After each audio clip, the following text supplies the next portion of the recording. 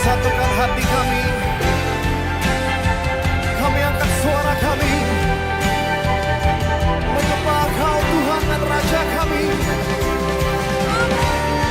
dengan segenap hati, dengan segenap jiwa. Sembahlah Dia Tuhan.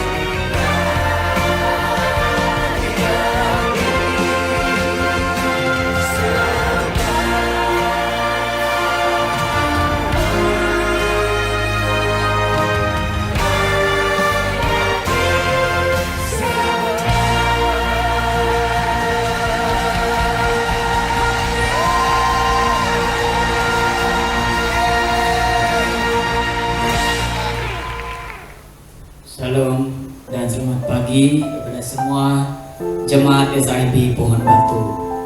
Kita bersyukur karena kita boleh bersama-sama berbakti pagi hari ini. Sebelum kita memulakan ibadah online pada pagi hari ini, mari kita sama-sama berdoa. Mari kita tunduk kepala. Ya Bapa kami yang ada di dalam kerajaan surga, Allah kami yang kami sembah di dalam nama Tuhan Yesus Kristus. Bapa, pada saat ini kami datang ke hadirat-Mu. Kami bersyukur karena pimpinan Tuhan dalam setiap kehidupan kami. Engkau telah memberikan nyawa untuk kami hidup pada hari ini. Bapa, sebelum kami memulaikan acara ini, kebaktian online ini, kami mohon Roh Kudus Tuhan mengurapi kami semua, supaya puji-pujian dan firman Tuhan dapat menyentuh dalam hidup kami, merubah hidup kami, supaya kami dekat kepada Tuhan sentiasa. Terima kasih Bapa, terima kasih Roh Kudus. Kami serah waktu dan masa kebaktian online di dalam tangan Tuhan. Biar Tuhan yang menyertai, melindungi, supaya semua mendapat berkat daripada-Mu ya Bapa. Di dalam nama Tuhan Yesus Kristus kami doakan ini. Amin. Shalom dan selamat pagi kepada jemaat Tuhan dimanapun kita berada saat pagi hari ini. Kita bersyukur kepada Tuhan atas kasih dan kebaikan-Nya. Kita dapat bertemu sekali lagi untuk memuji dan menyembah Tuhan pada hari ini.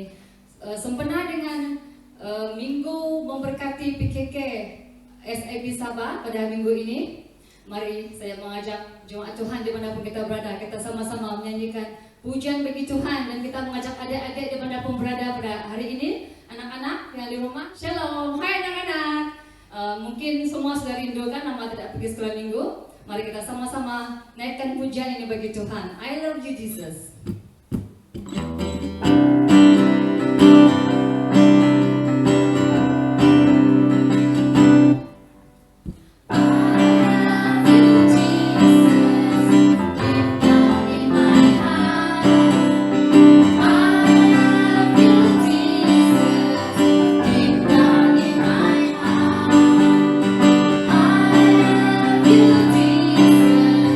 Deep down in my heart.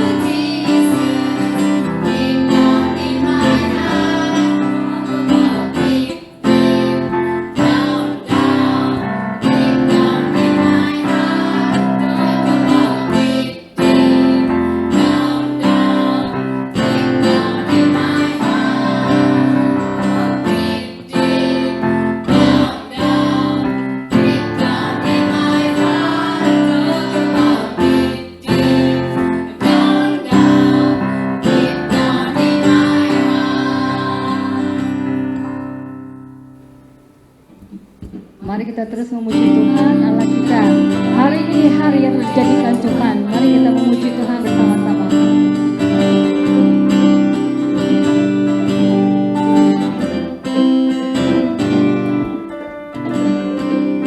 Hari ini hari yang telah dijadikan Tuhan. Mari kita bersuka.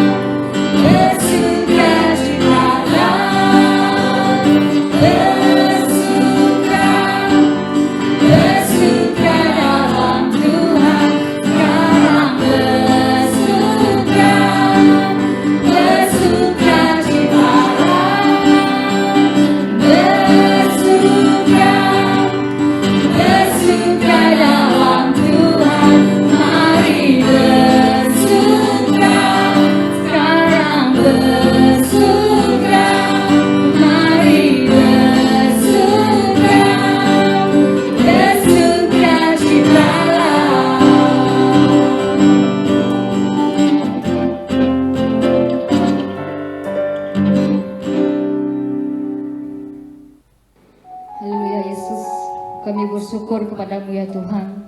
Karena kasih dan kebaikan-Mu kami ada pada hari ini. Karena kasih dan anugerah-Mu Tuhan kami hidup pada hari ini. Kami bersyukur Tuhan karena kasih-Mu begitu besar dalam kehidupan kami. Engkau tidak pernah meninggalkan kami. Engkau tidak pernah membiarkan kami berjalan sendirian. Engkau ada bersama dengan kami Tuhan. Kami bersyukur punya Allah seperti Engkau. Terima kasih Tuhan karena kasih-Mu. Haleluya Yesus. Haleluya Yesus. Oh, haleluya Yesus. Kami sembah, kami sembah. Oh, haleluya Yesus. Haleluya Yesus. Mari kita renungkan betapa besar kasih-Nya Yesus dalam kehidupan kita. Haleluya Yesus.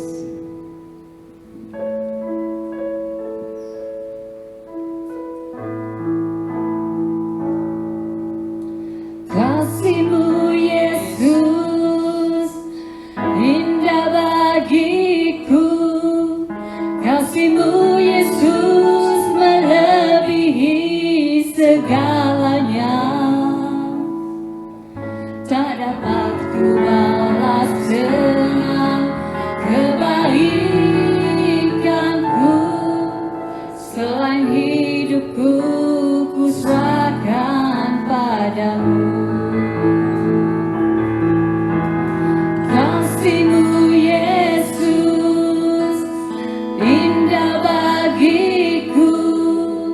Kasih-Mu Yesus melebihi segalanya.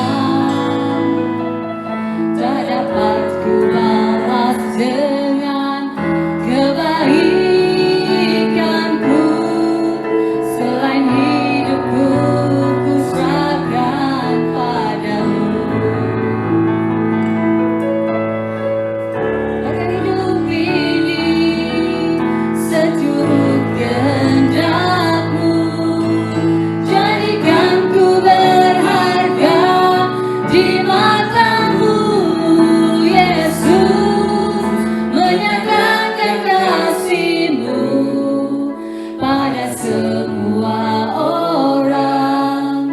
Kasih-Mu Yesus mengubah hidupku.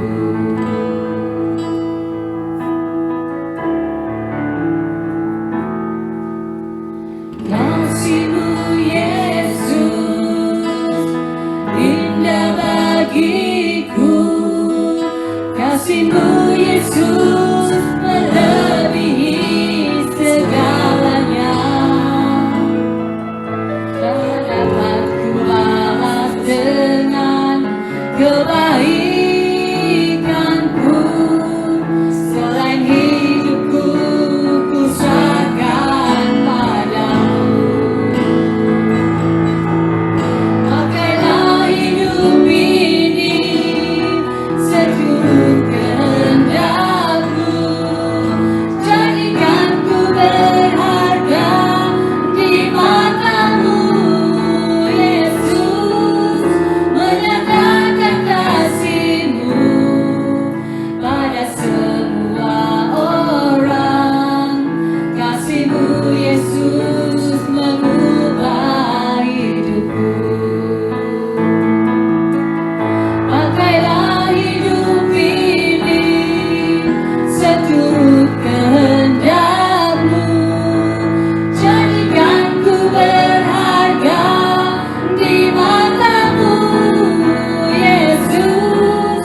Menyatakan kasih-Mu pada semua orang.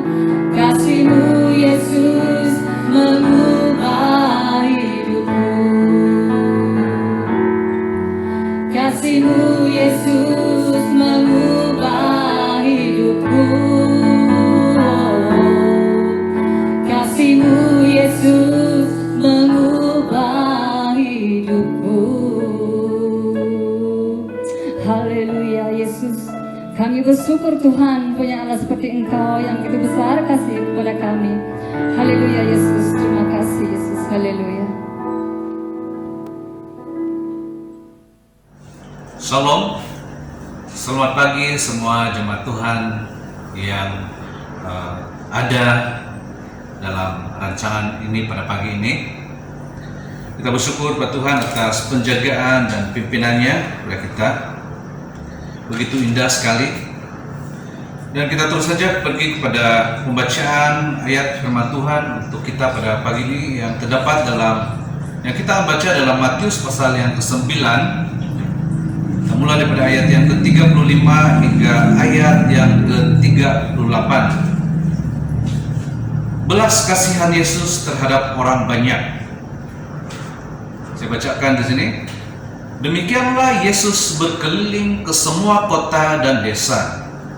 Ia mengajar dalam rumah-rumah ibadat dan memberitakan Injil Kerajaan Sorga serta melenyapkan segala penyakit dan kelemahan. Melihat orang banyak itu, tergeraklah hati Yesus oleh belas kasihan kepada mereka, karena mereka telah dan terlantar seperti domba yang tidak bergembala. Maka katanya kepada murid-muridnya, tuaian memang banyak, tetapi pekerja sedikit. Karena itu mintalah kepada Tuhan yang mempunyai tuaian, supaya ia mengirimkan pekerja untuk tuaian itu. Pada pagi ini kita berbicara tentang kepimpinan dalam pelayanan. Apa yang seharusnya sikap-sikap yang perlu yang kita kena apa ataupun yang ada pada diri kita, bila kita ini mau menjadi pemimpin ataupun yang melayani di hadapan. Kita melihat pada permulaan karya Yesus dalam pelayanan ketika berada di bumi dulu. Dikatakan di situ ia melihat orang banyak itu dan tergeraklah ia dengan hati yang ada belas kasihan. Demikian juga dengan kita, untuk menjadi seseorang yang boleh menjadi pemimpin dalam hal bergereja juga harus seperti itu. Kita harus menteladani apa yang Yesus telah lakukan. Kesaksian Yesus itu harus ada di dalam diri kita. Kalau kita melihat pada keadaan-keadaan yang berlaku di sekeliling kita pada waktu ini, kita melihat terlalu banyak hal-hal yang begitu memang merungsingkan ataupun merisaukan kita. Gereja-gereja pada waktu ini, lalu contohnya di negara luar lah, Amerika Serikat, dulu penuh dengan jemaat. Siap dalam 1 tahun saja hampir gereja tidak ada. Dan kita boleh dapatkan informasi ini dengan pembacaan kita dari penelitian mereka yang ada di sana. Dan sebenarnya rajin-rajinlah belajar hal orang negara lain. Nah, oke. Kita terus dalam pembacaan kita yang kedua, yaitu melihat kepada kita punya tajuk pada pagi ini, tajuk pembicaraan kita yaitu hal ataupun sikap seorang pemimpin yang sepatutnya. Dalam 1 Petrus ayat yang kelima, pasal yang kelima, ayat yang pertama hingga ayat yang ketiga, di situ dikatakan, "Aku menasihatkan para penatua di antara kamu, aku sebagai teman penatua dan saksi penderitaan Kristus yang juga akan mendapat bahagian dalam kemuliaan yang akan dinyatakan kelak. Gembalakanlah kawanan domba Allah yang ada padamu, jangan dengan paksa tetapi dengan sukarela sesuai dengan kehendak Allah, dan jangan karena mau mencari keuntungan tetapi dengan mengabdikan atau pengabdian diri. Janganlah kamu berbuat seolah-olah kamu mau memerintah atau mereka yang dipercayakan atas mereka yang dipercayakan kepadamu, tetapi hendaklah kamu menjadi teladan bagi kawanan domba itu. Maka kamu apabila Gembala Agung datang, kamu akan menerima mahkota kemuliaan yang tidak dapat layu." Kita baca sampai ayat yang keempat. Oke, apa yang dikatakan di situ? Petrus juga yang menjadi saksi keberadaan Kristus ketika dia belum terangkat ke surga. Dia melihat hal-hal yang sepatutnya dari diri Yesus itu, dan itu yang telah ia tunjukkan dalam pelayanannya juga. Okay? Dan ini merupakan saranan daripada Rasul Petrus ini untuk kita, yaitu kita harus dengan hati yang tulus, ikhlas di hadapan Tuhan, melayani dengan hati yang benar-benar memiliki keinginan untuk melayani, bukan karena kita itu mesti melakukan itu ataupun sebab dia satu pekerjaan, satu yang harus dilakukan, mesti dibuat, tetapi karena kita memiliki hati yang rindu untuk menyaksikan kasih Yesus itu kepada orang lain. Dalam arti kata yang lain, pelayanan kita itu harus datang dari hati yang tulus, ikhlas di hadapan Tuhan. Oke, kalau dalam ayat yang kedua dikatakan lebih keras lagi, gembalakanlah kawanan domba Allah yang ada padamu, jangan dengan paksa. Oke, jangan dengan paksa. Apa maksudnya? Nah, kita melihat kalau dia seorang pemimpin, dia mau tunjukkan yang dia berkuasa karena dia dilantik sebagai mungkin ketua apa, lebih kurang begitulah. Jadi karena dia ada kedudukan dalam satu organisasi, dia tunjukkan bahwa dia berkuasa. Tapi apa yang Allah katakan? Apa yang dikatakan dalam firman Tuhan ini? Jangan dengan paksa, tetapi dengan kerelaan hati. Maksudnya kita tidak boleh paksa orang lain untuk melakukan hal-hal yang kita mau. Kalau hal seperti itu yang berlaku, maka tidak heran jemaat akan lari daripada satu gereja. Ada satu cerita yang berlaku di California, San Francisco.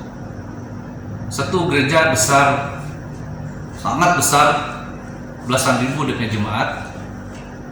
Apa yang berlaku? Pastornya ataupun pemimpinnya itu melakukan ataupun memberi tindakan ataupun ajaran-ajaran, suruhan-suruhan seperti dia yang berkuasa. Dalam setahun saja hampir tidak ada jemaat dalam gereja, dan itu adalah kenyataan. Dalam hal ini kita menarik suatu kesimpulan bahwa apabila kita ada di hadapan itu, apabila kita itu mau menjadi seorang yang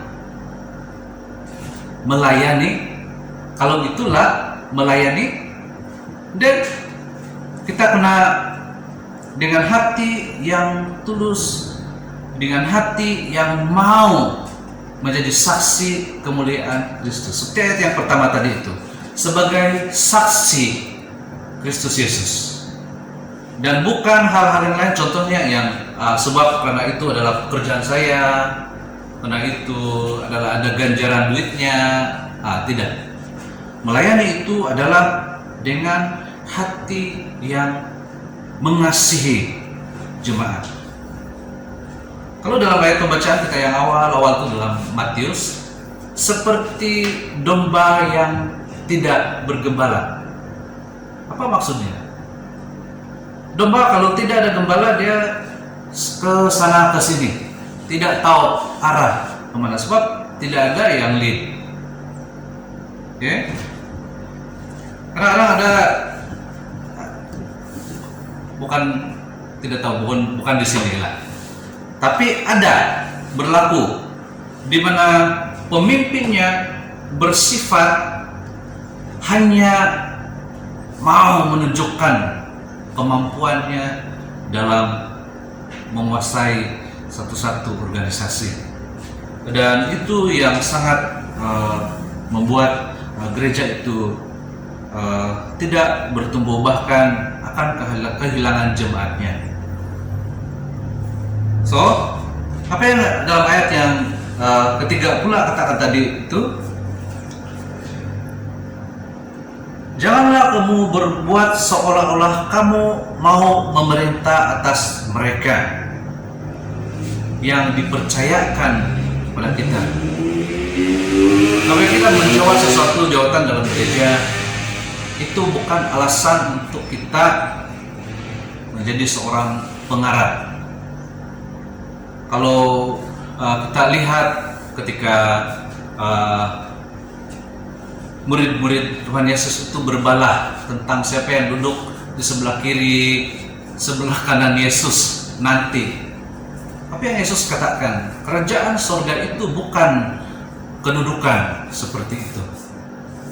Kerajaan Allah itu ialah siapa yang mau menjadi terbesar di antara kamu itu, dia harus menjadi orang yang terkecil, melakukan hal-hal yang orang lain tidak mau lakukan. Itu yang Yesus ajarkan. Jadi itu yang akan menjadi suatu dasar bagi kita untuk bergerak dalam pelayanan kita. Kalau kita melihat keadaan-keadaan yang berlaku beberapa bulan ini, kita melihat bahwa gereja itu bukan sesuatu yang begitu kukuh untuk dipertahankan. Datang COVID tidak nampak, tiada orang di gereja.